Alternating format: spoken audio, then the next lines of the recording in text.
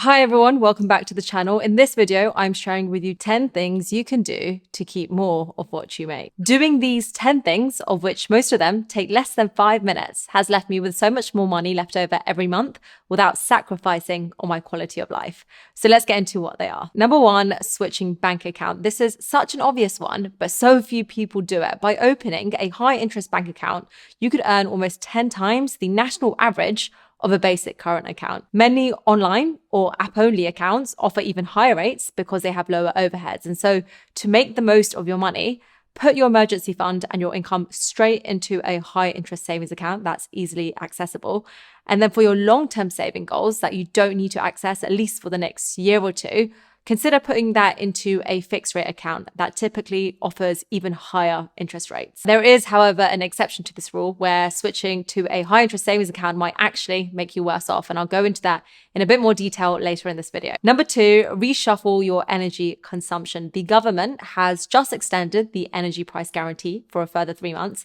But right now, energy bills are one of the highest fixed expenses for the majority of us. And so this is a place where you can really make some changes. Something I saw recommended was to turn your thermostat down by 1 degree. This sounds ridiculous, but the World Health Organization suggests that 18 degrees is the ideal temperature for healthy adults. So by turning your thermostat down by 1 degree, you can save between 10 to 15% of your heating bill.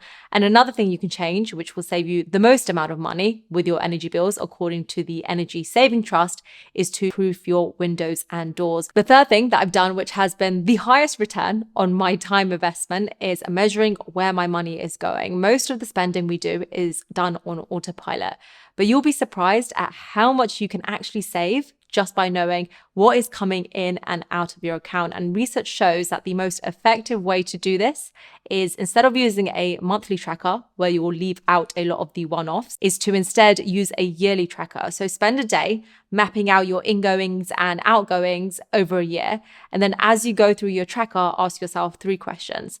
Firstly, can I pay less and get that same thing somewhere else? Secondly, do I need it?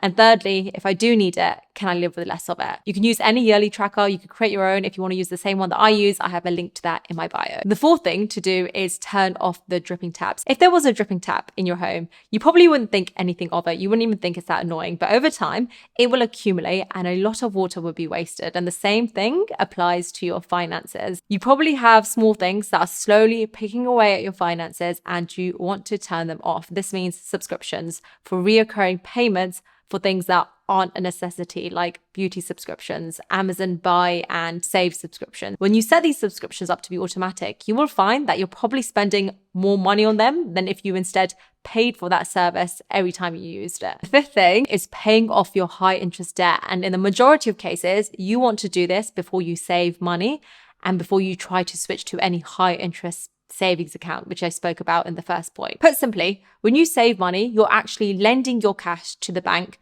for it to lend on to other people. And the difference between that rate in which it borrows money from you, which is the savings rate, and the rate it then charges to other people, which is their borrowing rate, is the bank's profit. So on the whole, it always costs more to borrow than you can to earn by saving, which is why you want to focus on paying off your debt before you focus on saving. For example, if you have $1,000 of credit card debt at 22% interest, that is costing you $220 in interest over a year. Now, say instead of paying that off, you decide to save. You save that $1,000 in a high interest account paying 3%. Then you're earning $30 in interest over the year. So you're essentially $190 worse off.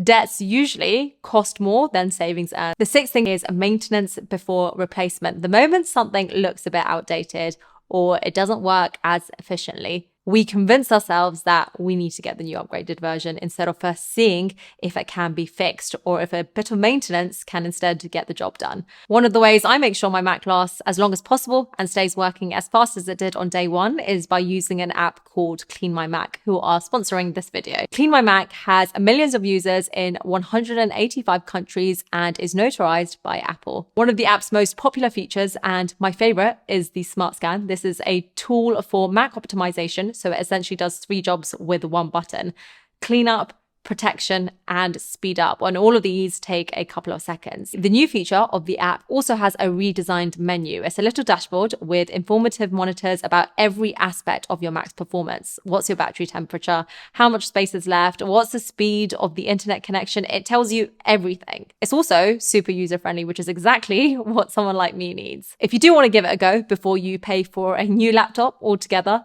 then you can get a free 7-day trial using the link in my bio. The seventh thing is avoid brand loyalty, except if it affects the utility. This point is especially relevant when it comes to non-essential items. And in these cases, the brand name often represents a status symbol rather than the actual value or benefit of it. So before I buy something that is more expensive than the average price of that product, I ask myself, what am I paying the premium for? Is it for the convenience? Is it for efficiency? Or is it just for the perceived value of the brand? For example, I'd rather spend $50 on a good quality jumper than $500 on the same quality jumper just because it has a specific brand on it, because it still does what it's meant to do. But I would still splurge out on a MacBook because for me, I'm paying for the ease in the use, the editing software, the performance. Number 8, Autosave. How often have you said, I'm going to save $100 next month? And then next month comes around and you either forgot you said that, or you convince yourself that you don't actually need to and you rather spend it on something else that you don't even need. A way to stop this from happening is by setting up the right systems to make the process of saving ultimately take care of itself. So I have my account set up so that at the start of the month, a portion of my money is moved from my current account to my long-term savings account, and then another portion to my investment account.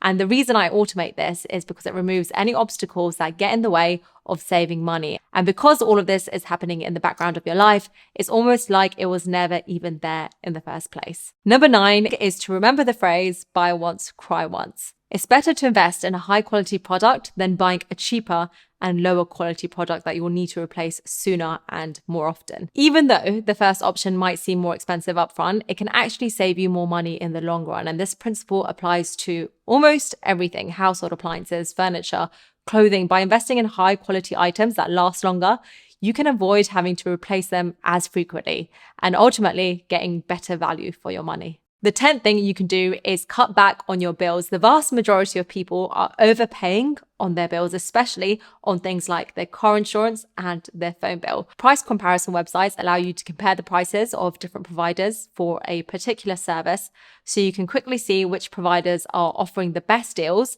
and the prices, and it can help you decide whether you want to switch providers and use one that's cheaper, or use that information to negotiate a better deal with your existing provider. Most providers will offer discounts or other incentives to keep your business, so it's always worth asking. Finally, number 11, which is a bit of a bonus point here, and that is to define your lifestyle. If you take some time to carve out what is important to you, what your big goals are, and what you're saving for, it makes it so much easier to ruthlessly cut costs everywhere else. People think that if all you do is save, you must be miserable and you're forgetting to live your life to the full. But that is definitely not the case. Living below your means and saving for peace of mind or to invest isn't about deprivation. It's about prioritization. The whole point of this is to give you optionality and choices, not the other way. So it's about spending on things that matter to you and really cutting down on things that don't really make a difference. Those are some of my favorite tips. If you have any others that have worked for you, I'd love to hear what they are. If you want more ideas on things that I no longer buy, then I have a video on that, which you may also enjoy. Thank you so much for watching. Don't forget to subscribe if you haven't already, and I hope to see you in my next video.